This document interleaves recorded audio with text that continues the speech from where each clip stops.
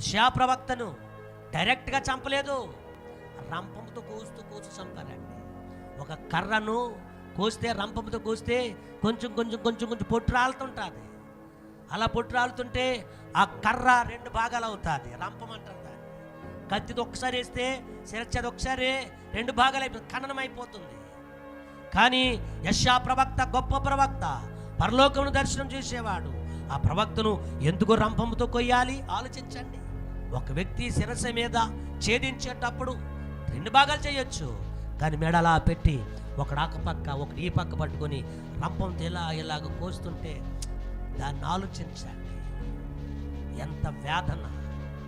రంపముల చేత ప్రవక్తలు కూడా చనిపోయారు.